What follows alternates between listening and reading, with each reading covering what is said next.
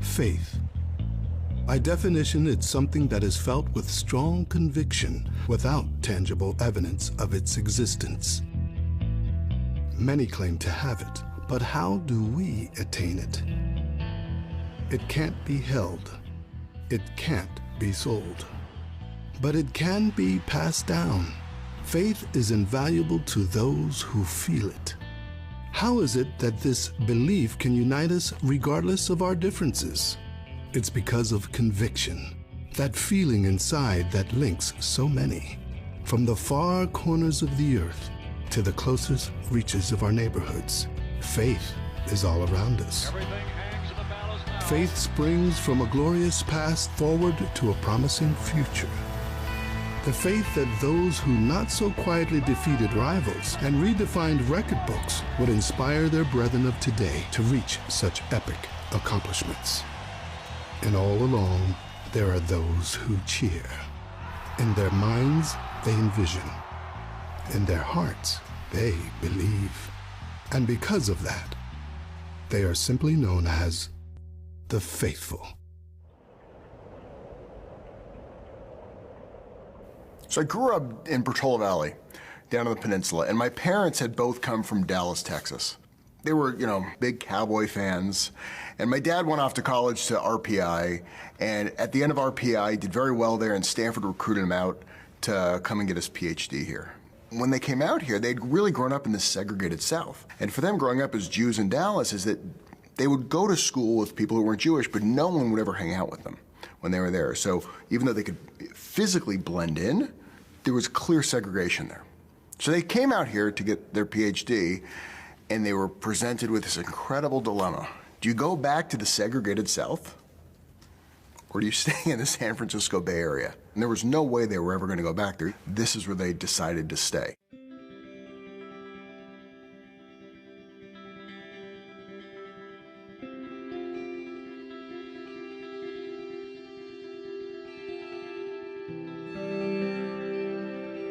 By the time I was born, they'd converted to the 49ers. They were done with the Cowboys. My parents were screaming at the television every Sunday. That is what we did. It was a dramatic shift. I don't know how quickly my parents shifted from being these Cowboys fans to a Niners fans, but it wasn't just we're not Cowboys fans anymore. They detested them. It became more than just a team. It represented them choosing this life of equality and freedom and all those things that they felt that the 49ers represented, as opposed to some of the discrimination and things that they had seen in the South. Being faithful has many definitions to the masses. It can mean loving those who stand beside us with loyalty and devotion. It can mean rooting for our team with passion and dedication. It can also mean being enlightened and spiritual, believing in something more divine than ourselves. But for some 49er faithful, those three definitions are not only a way of life, but a path that is chosen. Rabbi Ryan Bauer of Congregation Emmanuel is not only a religious leader in the Presidio Heights neighborhood of San Francisco, but a good old-fashioned diehard. My worldview was that we were the center of the world because it was a normal thing to win Super Bowls time and time again. That's just what you did, and that's what I knew in the world. And I think in many respects, if you look at where Silicon Valley is today, you can kind of make the link. Now we think of ourselves as the center of the world. We're the center of the technology and the information, and everyone's looking at us. It had a similar feel here in the 1980s because football was the center of my world growing up. It was just kind of the fiber of who we were in the Bay Area.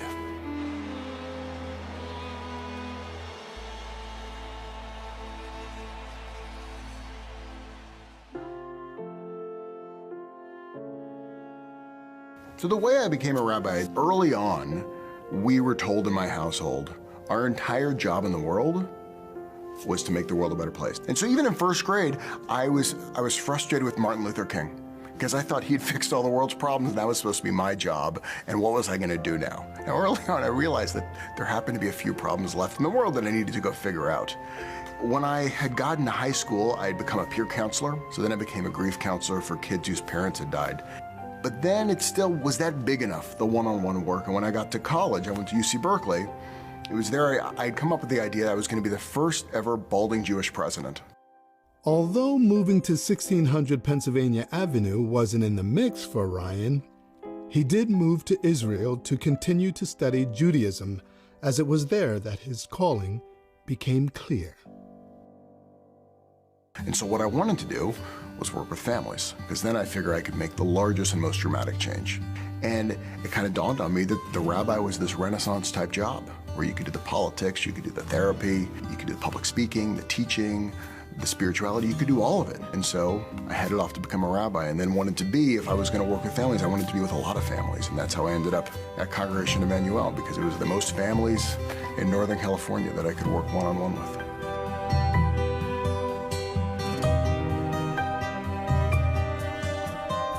This congregation really is kind of the cross-section of San Francisco, is that there are captains of industry here, and there are people that are just struggling to get by, that it really is kind of the heart and soul of what San Francisco is. It's a special place. Amazingly enough, the congregation dates back to the Gold Rush. Influential families such as the Levi Strauss family continue to be part of the congregation today and have made the temple a thriving epicenter in the Jewish community.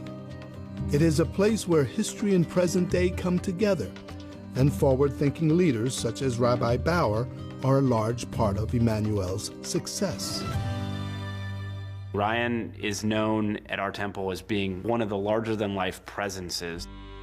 Ryan likes a few things. He likes to eat, he likes to drink wine, and he likes sports. He's faithful in many ways. It's wonderful seeing him at his craft. He carries his faith and his principles with him really everywhere. So Ryan is a San Francisco 49ers fan, period. My level of fandom, it could be a little bit embarrassing. I think it has gone deeper in my blood than I ever had anticipated. If there's a 49ers game on a Sunday and it's a Sunday school day, everybody knows who's playing, everybody knows who we're playing, and everybody's going home with some faith that we're gonna have a win that day. I was born Roman Catholic, going to church on Sundays. Then my family converted to being born-again Christians, again, going to church on Sundays. So one of the best things about marrying someone who's Jewish, services are on Saturday, so you get to watch football on Sunday. And when you find out that Rabbi Bauer is a 49er faithful, I mean, his whole expression just changes. Obsessive. Totally fun to watch him watch the game. Like, I think I get more fun out of watching Ryan watch the Niners than watching the game. Like, he's just a blast, man. He's like into every play. He analyzes while the game is going on. Imagine Kaepernick like throwing the ball downfield. Pretty much every time that happens, Ryan getting out of the chair. And you've got the picture of Ryan watching a football game.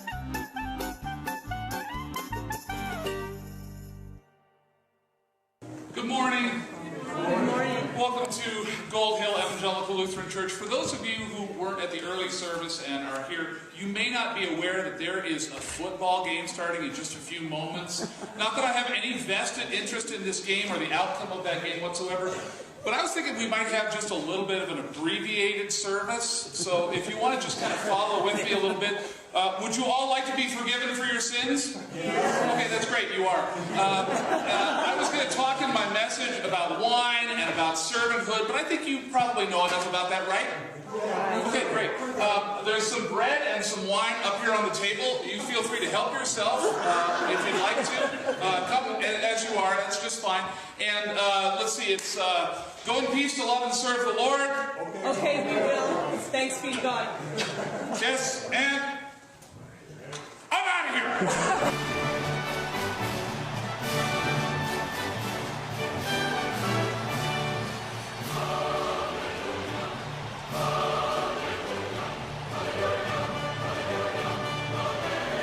Faith and football have always seemingly gone together. Whether it be the Hail Mary, the Immaculate Reception, or the Holy Roll, it's always been there, plain to see. The two are connected, and heaven on earth for many is feeling at home next to fellow faithful, watching your team elevate their game to new heights.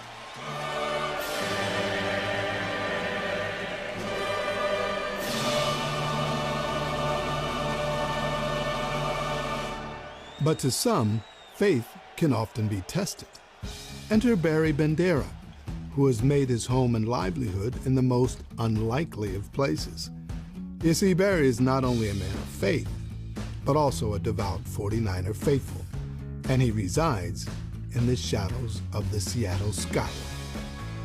My dad's passion was being a 49ers fan, so I joined right in. And I kept getting asked, so when are you gonna become a Seahawk fan? And my answer was, never. Born a Niner fan and will always bleed red. But they kept asking me. Finally, I had an answer that stopped them in their tracks. I said, the word integrity comes from the Latin that means unbroken, consistent. And I said, do you want a pastor with integrity or not? And they'd always, oh, okay. And they would leave me alone. During the football season here, Sunday mornings, it's filled with people wearing Seahawk gear. Whether they're in town or not, it's just all Seahawks all the time. It can be intense. My Tahoe has been TP'd several times, things written on my car, Seahawk magnets put on my Tahoe. They all go in the trash. It's kind of cool that as a church we have such a sports-loving congregation, as you would say, and I think it's really a cool aspect to our church. It is difficult sometimes on Sunday mornings with all this Seahawk gear, and even Fridays walking around town, because the Friday before a game, everyone has all their stuff on, and sometimes you just walk by and it's like, oh, really? But here at church, for the most part, it's good fun. Although loving sports as a community is fun, sometimes a pastor wants to break away from the pressures of his flock and head to his castle, where everyone agrees with him, and the day-to-day battles can be cast aside. Or can they? I met my wife, Candy, back at college, right after Dwight Clark made history with the catch. So I found out she was an avid, knowledgeable Cowboy fan. It was a little awkward. It became really intense in the early 90s. 3 years in a row, it was the 49ers and Cowboys, the two best teams. Whoever won the NFC Championship was going to win the Super Bowl. Through all these years, she's still a Cowboy fan, and thankfully she still loves me though. I have 3 daughters, Ashley, Holly, and Kaylee. I determined early on, if I have 3 daughters in my house, they will understand sports. As they grew up, I kept dropping seeds, like, you're gonna be a Niner fan, right? You're gonna be a Niner fan. 2 of my 3 are 49er fans. Ashley and Holly are my Niner fans. Pastor Barry's home isn't exactly the oasis he had hoped, as the divide in the Bandera household make it tough at times for true faithfulness to be expressed. So Barry moved his faith to the one place he solely calls his own. Everybody's got to have their safe zones, right? So Barry goes into his office. There's a Niner helmet on the shelves. There's Niner memorabilia. Red and gold decked out with all of his passions on the wall. He feels like win or lose, he can be in a safe place, just him and God. His office is awesome. I wish my room looked like it, actually. What do I personally think of his office? Well, I limit the amount of time that I go into his office when the Niners have beat the Seahawks. I love my staff, and most of them are avid Seahawk fans. I mean, we're talking avid Seahawk fans. And it's a good thing that we all love each other, because when we lose to the Seahawks, I don't want to talk about it. But I got a great team that love me in spite of I'm with the right team and they're not. Growing up in enemy territory as a 49er fan is kind of hard at times. Definitely at school, definitely get all the trash talk, and you kind of just have to take the high road and be like, yeah, we got 5. I don't take it very well. I take it personally because it goes so deep back into my childhood and who I am. And I just take it seriously. I was a Patriot fan for the first time this past year.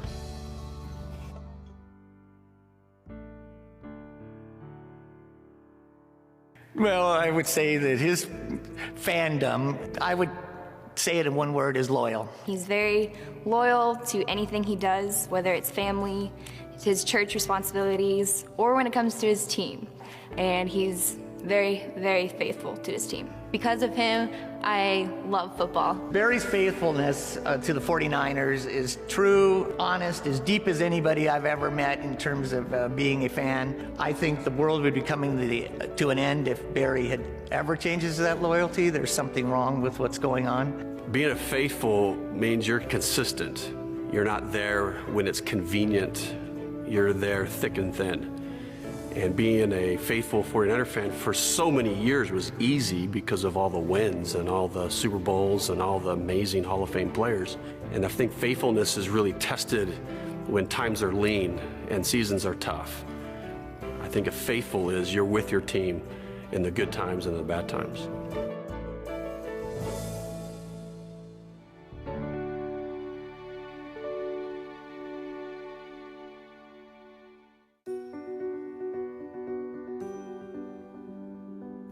It's hard to cite an early memory of why I would fall in love with a team because it was my life.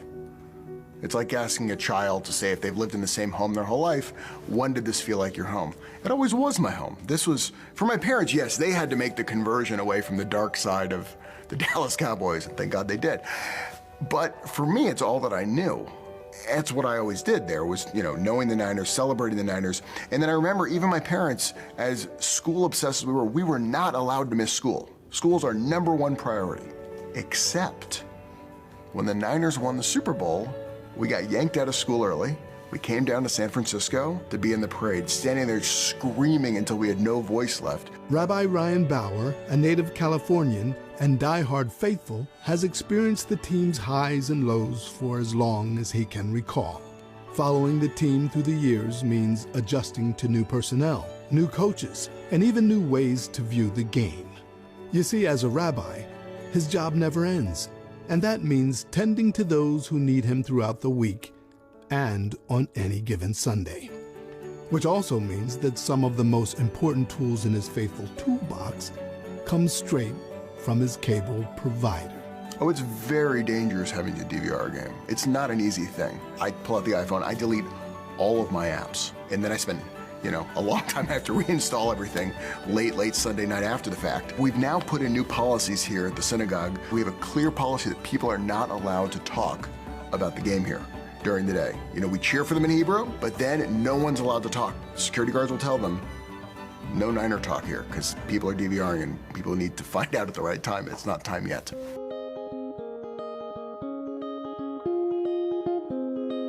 You will find a packed sanctuary chanting Kadima Arba'im V'Teshaim, which means go 49ers. And you get the entire room chanting that. And there was one day, it was the NFC Championship, and we had all 100 kids in there. And all the rabbis decided we just couldn't do class that day, and we shut the school down on the fly. All 100 kids and the rabbis headed down the block to a pizza place, took over the entire pizza place, and just watched the game. That's what we did that day. We couldn't wait any longer. That was the day we kind of threw DVR out. Shutting down class during football season to have an impromptu pizza party is a great way to prove your leadership for faithfulness if you're the congregation's rabbi. Treating a Seahawk fan like an unwelcome guest in San Francisco? Also a great way to prove your leadership and faithfulness. Our newest rabbi came from Seattle. And it was truly an unfortunate year to come from Seattle. Obviously, the Seahawks are a huge rival for us. So Ryan went out of his way to make sure they felt super uncomfortable the day of the championship game. Made sure to know that they're in San Francisco 49ers territory now, and Temple Emmanuel is a 49ers congregation through and through. And so I think our new rabbis have adopted that policy, but rest assured if they haven't, Ryan will make sure they do. But he's made the conversion. He's now a Niner fan. Fortunately, there's not a turn the other cheek policy. Maybe on some things, not on this.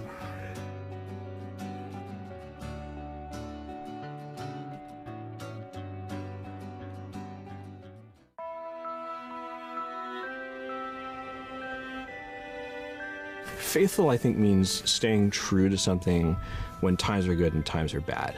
I think faithful means that you see something bigger than what's in the moment, and that you can hold on to that vision and actually enjoy the downs as well as the ups. That's what faithful means to me.